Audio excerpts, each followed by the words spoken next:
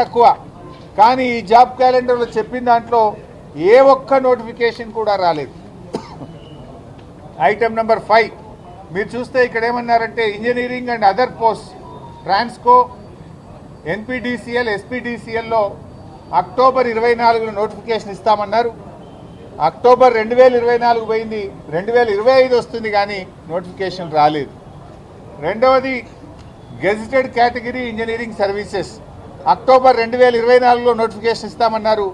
ఇంతవరకు ఈ నోటిఫికేషన్ కూడా రాలేదు.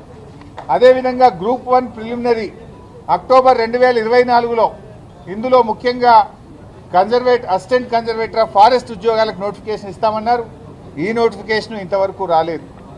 అదేవిధంగా gazetted scale officers degree and above professional services in department corporations and societies జనవరి 2025లో నోటిఫికేషన్ ఇస్తామన్నారు. నోటిఫికేషన్ రాలేదు. DSC mega DSC Ponnam Prabhakar గారు ఇవి నిరుద్యోగ యువతపై కలిస్తే మంత్రిగా ఆయన హామీ ఇచ్చాడు. మేము మెగా డిఎస్సి ఇస్తున్నాం తొందరలోనే అని చెప్పారు.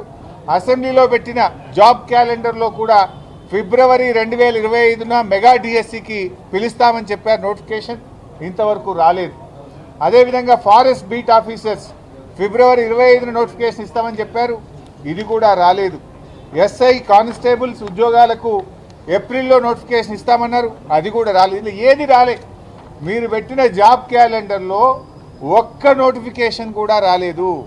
ఇది జాబ్ క్యాలెండర్ కాదు, ఇది దగా క్యాలెండర్, జాబ్లెస్ క్యాలెండర్, నిరుద్యోగ యువతను మోసం చేసిన క్యాలెండర్ తప్ప ఏమి లేదు. శాసనసభలో కూడా పెట్టి మాట తప్పిన పార్టీ కాంగ్రెస్ పార్టీ. అసెంబ్లీలో పెట్టారు మీరు. అసెంబ్లీలో పెట్టి కూడా ఒక్క ఉద్యోగానికి కూడా నోటిఫికేషన్ ఇవ్వలేదు.